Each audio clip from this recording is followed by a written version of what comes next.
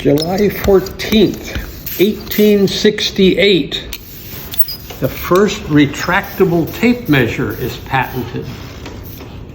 And we all have fun with those. And even Louis Winter made a woodcut of a tape measure.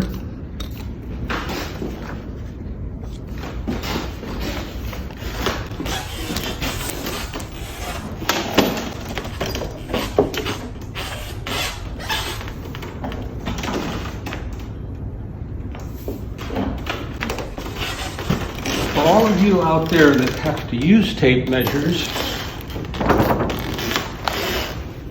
here's hoping you don't get a kink in yours.